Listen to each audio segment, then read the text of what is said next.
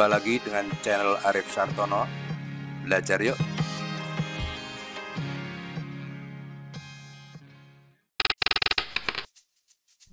Oke, kita akan belajar induksi elektromagnetik seri ketiga dengan topik hukum Faraday.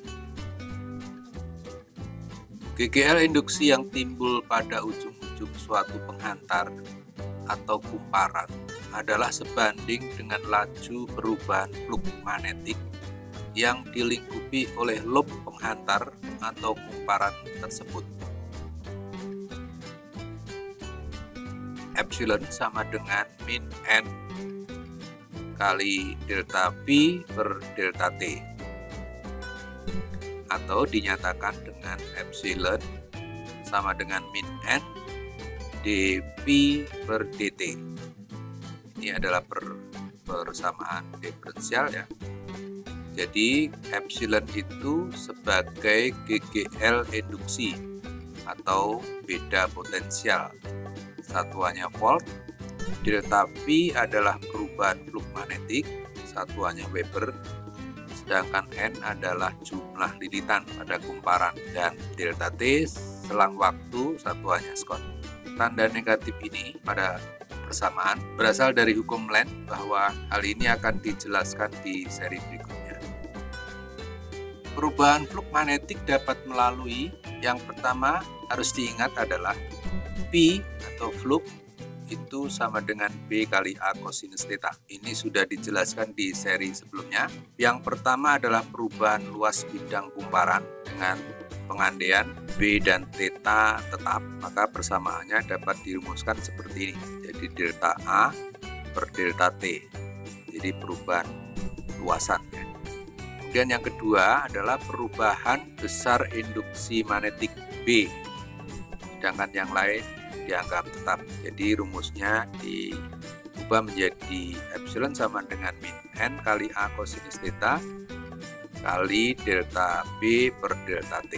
Yang ketiga, perubahan sudut antara arah B dengan garis normal A dan B dianggap tetap, sehingga persamaannya epsilon sama dengan min N B kali A kali delta cosinus theta per delta T. Ini persamaan Faraday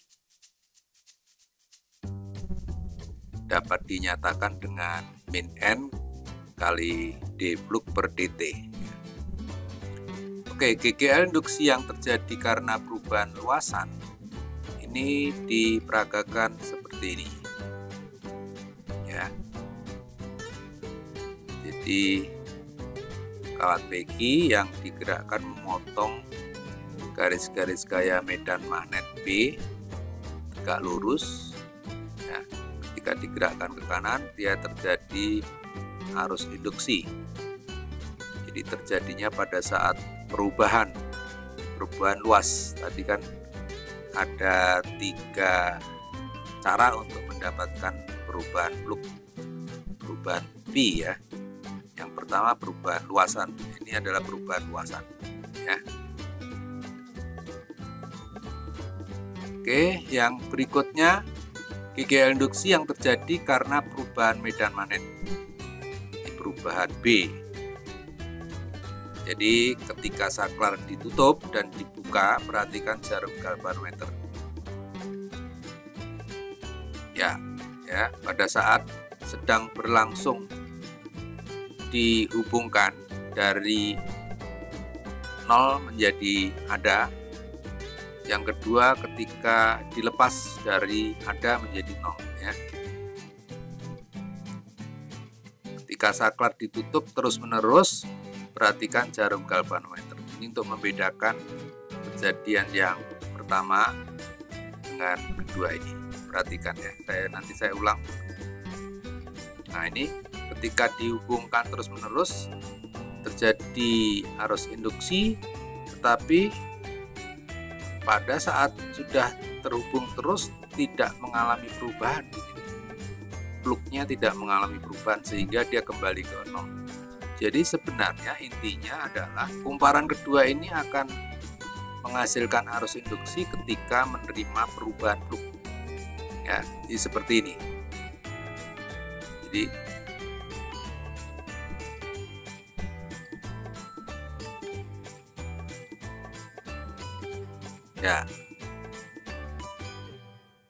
ya, jadi pada saat dihubungkan begitu, maka terjadi arus perubahan fluk dan menimbulkan arus pada kumparan kedua ya.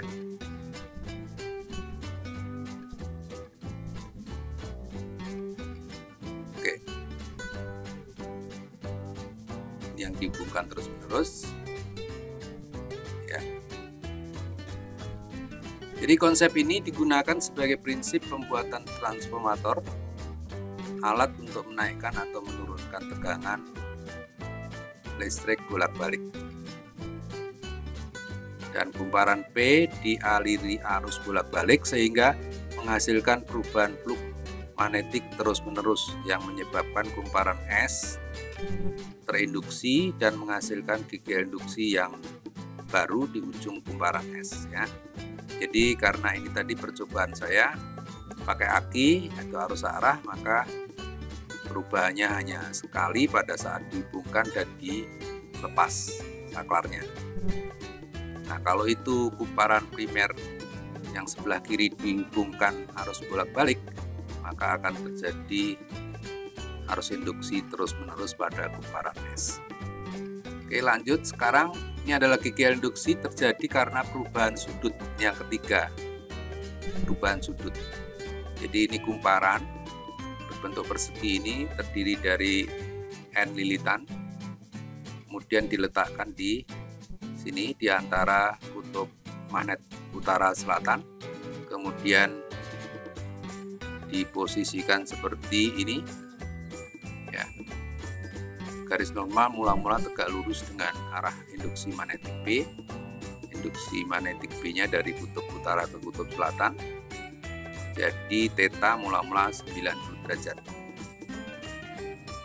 Cincin belah di sini itu diletakkan di ujung kumparan. Ujung kedua penghantar ya, memiliki dua ujung.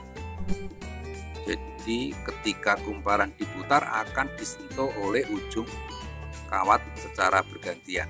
Di sini ya, di sini cincin belahnya akan disentuh secara bergantian oleh ujung kumparan persegi tadi. Oke, sekarang kumparan kita putar searah dengan jarum jam. Perhatikan jarum galvanometer. Nah, ini terjadi perubahan sudutnya terus-menerus ya, sehingga simpangan galvanometer juga menyimpang terus-menerus karena mendapatkan perubahan fluk yang terus-menerus ya, seperti ini. Oke, konsep ini digunakan sebagai prinsip pembuatan generator DC atau dinamo, alat pembangkit listrik searah ya. Kemudian kumparan yang terdiri dari N lilitan ini diputar di dalam medan magnet dengan tenaga penggerak bermacam-macam jenis, terkenal dengan PLT, pembangkit listrik tenaga diesel, gas, air, uap nuklir dan lain-lain, termasuk angin. Sekarang yang baru akan digencarkan adalah energi ramah lingkungan, yaitu angin. Di Indonesia banyak angin. Oke, nanti seri berikutnya akan dijelaskan tentang contoh mengenai topik hukum Faraday ini. Kita akhiri sampai di sini. Semoga bermanfaat.